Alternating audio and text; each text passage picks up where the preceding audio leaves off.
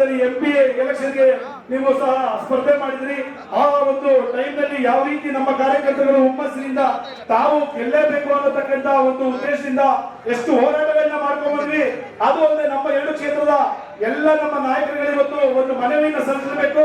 ಅದು ಅಲ್ಲದೆ ಸಾಮೂಹಿಕವಾಗಿ ರಾಜೀನಾಮೆನೇ ನೀಡಬೇಕು ಅಂತ ಬಂದಿದ್ದಾರೆ. ಅದ್ರ ವಿಷಯವಾಗಿ ತಮಗೆ ವಿವರವಾಗಿ ಹೇಳ್ತೀವಿ ಸರ್.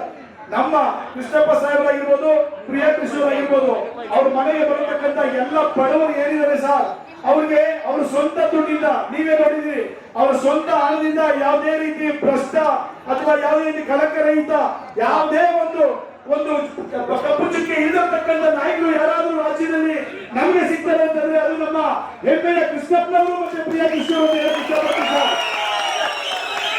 ಇನ್ನೊಂದು ಸರ್, ನಮ್ಮ ಕಾಂಗ್ರೆಸ್ ಪಕ್ಷದಲ್ಲಿ ದಶಕಗಳಿಂದ ನಿಯತ್ತಾಗಿ ನಿಷ್ಠೆಯಿಂದ ದುಡಿತಿರತಕ್ಕಂಥ ನಾಯಕರುಗಳು ಇವರು ಏನಿದ್ದಾರೆ, ಕೃಷ್ಣಪ್ಪನವರು, ಪ್ರಿಯಾ ಕೃಷ್ಣವರು, ನಮ್ಮ ಪ್ರದೀಪ್ ಕೃಷ್ಣಪ್ಪನವರು ಸಹ ಸೇರಿ ಇವತ್ತು ಸರ್ 4 ದಶಕಗಳಲ್ಲಿ ಯಾವ ಹಾದಿಯಲ್ಲಿ ನೀವು ತೋರಿಸ್ಕೊಂಡಿದ್ದೀರಿ ಕಾಂಗ್ರೆಸ್ ಪಕ್ಷದಲ್ಲಿ ನಮ್ಮ ರಾಜ್ಯದ ನಾಯಕರುಗಳಾದಂತಹ ರಾಹುಲ್ ಗಾಂಧಿ ಅವರಾಗಿರ್ಬೋದು, ಆದ್ರೆ ನಮ್ಮ ನಾಡಿನ ನಾಯಕರುಗಳಾದಂತಹ ಧೀಮಂತ ನಾಯಕರುಗಳು ಯಾವ್ಯಾವ ಹಾದಿ ತೋರಿಸ್ಕೊಂಡು ಒಂದು ಭಾರತ್ ಜೋಡೋ ಅನ್ನತಕ್ಕಂಥದ್ದು. ಅದಕ್ಕಿಂತ ಮುಂಚಿತವಾಗಿ ಸಿದ್ದರಾಮಯ್ಯವರು ಬಳ್ಳಾರಿಗೆ ಹೋದ್ರು ಪಾದಯಾತ್ರೆ ಮುಖೇನ.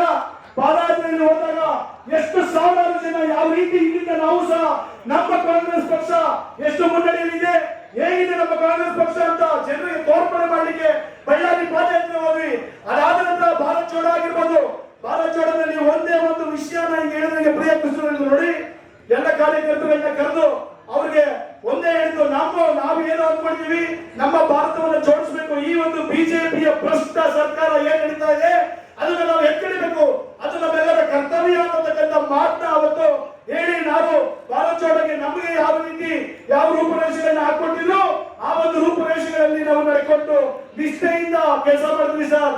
ಅದೊಂದೇ ಅಲ್ಲ ಸರ್, ಮೇಕೆದಾಟು ಯೋಜನೆಯಲ್ಲಿ ಅಧ್ಯಕ್ಷರಾಗಿದ್ದು ನಮ್ಮ CM ಸಾಹೇಬರು, ನಾವು DK ಶಿವಕುಮಾರ್ ಅವರು ಅಧ್ಯಕ್ಷರಾಗಿದ್ದು, ಅವರು ಹೇಳ್ತಕ್ಕಂಥದ್ದು ಯಾವ್ದಾದ್ರು ಆಗಿದ್ರೆ ಅದನ್ನು ಸಹ ನಡ್ಕೊಂಡು ಯಾವ್ದೇ ಇದ್ರು ಒಂದೇ ಒಂದು ಬೇರೆ ಅವರೇ ಹೇಳೋದು, ಇವರು DK ಸಾಹೇಬರು ಹೇಳೋದು ಬಹಳ ಚೆನ್ನಾಗಿ ಮಾಡಿದ್ರಿ ಕೃಷ್ಣಪ್ಪನವರೇ, ಪ್ರಿಯಾ ಕೃಷ್ಣವರೇ. ಅವತ್ತು ಸಹ ನಮ್ಮ ಲಿಂಗ ಪೂಜೆ ಅವತ್ತು ಹಬ್ಬ ಇತ್ತು ಸರ್. ಹಬ್ಬದ ದಿನ ಸಹ ನಮ್ಮ ಶಿವರಾತ್ರಿ ಹಬ್ಬ ಇತ್ತು ಸರ್. ಶಿವರಾತ್ರಿ ಹಬ್ಬದ ದಿನ ಲಕ್ಷಾಂತರ ಜನ ಮೈಸೂರು ಬ್ಲಾಕ್ ಮಾಡಿ ನಾವೆಲ್ಲ ಹೋಗಿ ಅವತ್ತು ನಮಗೆ ಕುಡಿಯೋ ನೀರಿನ ನ್ಯಾಯ ನಮಗೆ ಸಿಗಬೇಕು. ಯಾರು ನಮ್ಮ ಪಕ್ಷದ ಪರವಾಗಿ, ನಮ್ಮ ಕಾಂಗ್ರೆಸ್ ಪಕ್ಷದ ಪರವಾಗಿ ನಾವು ಹೋರಾಟವನ್ನ ಮಾಡಿದ್ವಿ ಸರ್ ಅವತ್ತು. ಅದಾದ ನಂತರ ಯಾವ್ಯಾವ ಬೈ ಎಲೆಕ್ಷನ್ಸ್, ಡೆಲ್ಲಿಗೆ ಹೋಗ್ಬೇಕಾ ಅಥವಾ ಮೊನ್ನೆ ದಾವಣಗೆರೆಗೆ ಹೋಗ್ಬೇಕಾ ಮತ್ತೆ ಕೇರಳಕ್ಕೆ ಹೋಗ್ಬೇಕಾ, ಡೆಲ್ಲಿಗೆ ಅವರು ಒಬ್ಬೊಬ್ರೆ ಹೋಗಿ ಸುಮ್ಮನೆ ಯಾರೋ ಮಾಡಿದ್ರೆ ನಾಟಕ ಮಾಡ್ಕೊಂಡ್ ಬಂದಿಲ್ಲ ಸರ್. ಅವರು ಹೋಗಿ 100 ಜನ ನನ್ನಂತ ಮತ್ತೆ ಇಲ್ಲಿ ಸೇರಿರ್ತಕ್ಕಂಥ 100 ಜನ ಕಾರ್ಯಕರ್ತರನ್ನ ಜೊತೆಗೆ ಸುಮ್ಮನೆ ಕರ್ಕೊಂಡೋಗಿ ಸ್ವಂತ ದುಡ್ಡಿನಲ್ಲಿ ಅವರು ಫ್ಲೈಟ್ ನಲ್ಲಿ ಕರ್ಕೊಂಡೋಗಿ ಅವ್ರಿಗೆ ಆಗುವಗಳನ್ನೆಲ್ಲ ನೋಡ್ಕೊಂಡು ನಮ್ಮ ಕಾಂಗ್ರೆಸ್ ಪಕ್ಷದಲ್ಲಿ ನಿಂತಿರ್ತಕ್ಕಂಥ ಬೆಂಗಳೂರು ಉಸ್ತುವಾರಿ ತಗೊಂಡಂತ ಅಭಿಷೇಕ್ ದತ್ತ ಅವರಿಗೆ ನಾವು ಕೆಲಸವನ್ನ ಮಾಡಿ ಬಂದ್ವಿ ಸರ್ ಅವತ್ತು. ಅದಾದ ಮೊನ್ನೆ ಬೈ ಎಲೆಕ್ಷನ್ ಆದಾಗ ದಾವಣಗೆರೆ ಹೋದ್ವಿ. ದಾವಣಗೆರೆಗೂ ಸಹ ಅದೇ ಒಂದು ಒಳ್ಳೆ ಕೆಲಸಗಳನ್ನ ಮಾಡ್ಕೊಂಡ್ ಬಂದ್ವಿ ಸರ್. ಆ ರಿಸಲ್ಟ್ ನೋಡಿದೀವಿ. ಕೇರಳ ಹೋದ್ವಿ.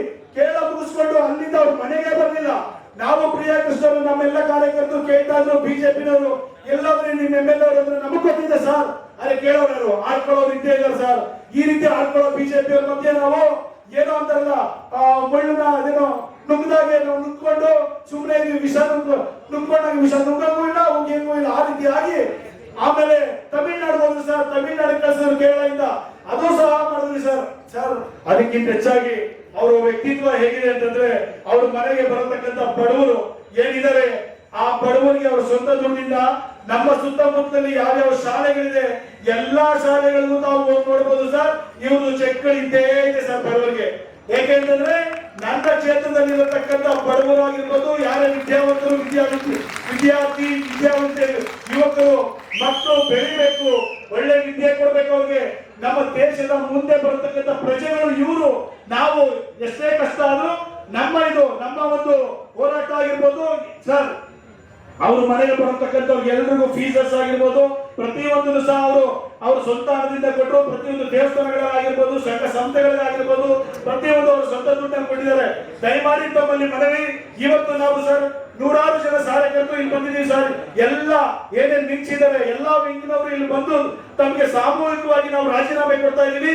ಇವತ್ತು ತಮ್ಗೆ ಹೇಳ್ತಾ ಇದೀವಿ ಸರ್, ನಮ್ಮ ಕೃಷ್ಣಪ್ಪನವರು ಪ್ರಿಯಾ ಕೃಷ್ಣ ಅವರು ಏನು ನಿಲುವನ್ನು ತಗೋತಾರೆ ಅದ್ರ ಮುಖೇನ ನಾವೆಲ್ಲ ಹೋಗಕ್ಕೆ ಸಿದ್ಧವಾಗಿದ್ದೀವಿ ಅನ್ನತಕ್ಕಂಥ ಸಂದೇಶವನ್ನು ತಮಗೆ ರವಾನೆ ಮಾಡಿ ಹೋಗ್ಲಿಕ್ಕೆ ಬಂದಿದ್ದೀವಿ.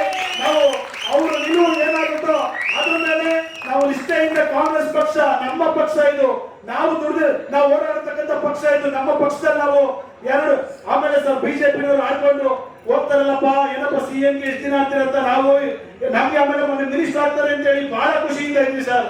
ಹೋದ್ಸಲಿ 3.5 ವರ್ಷ ಹಿಂದೆ ಕೊಡ್ತಾರೆ ಅಂತ ನೀವು 1 ವರ್ಷಗಳ ಕಾಲ ಕಳೆದ ಬಾರಿ ಸಿದ್ದರಾಮಯ್ಯ ಕೊಟ್ಟಿದ್ರು ಸರ್. ಲಕ್ಷಾಂತರ ಮನೆಗಳನ್ನ ಬಡವರಿಗೋಸ್ಕರ ಮೀಸಲಿಟ್ಟಿದ್ರು ಕೃಷ್ಣಪ್ಪನವರು. ಇಂಥ ಸಚಿವರು ಆಗಿದ್ರೆ ನೀವು ಕರ್ನಾಟಕದಲ್ಲಿ ನಮ್ಮ ಪಕ್ಷಕ್ಕೆ ಕಾಂಗ್ರೆಸ್ ಪಕ್ಷಕ್ಕೆ ಬಹಳ ಒಳ್ಳೆ ಹೆಸರು ಬರ್ತಾ ಇತ್ತು, ಬಹಳ ಒಳ್ಳೆ ಸಂದೇಶ ಹೋಗ್ತಾ ಇತ್ತು.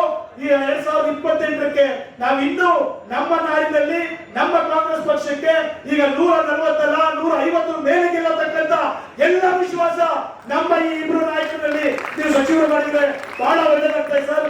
ಇದನ್ನ ದಯವಿಟ್ಟು ನೀವು ತಗೊಂಡು ಮುಂದಿನ ದಿನಗಳಲ್ಲಿ ಅವರಿಗೆ ನೀವು ಸಚಿವ ಸ್ಥಾನವನ್ನು ಕೊಡಲೇಬೇಕು.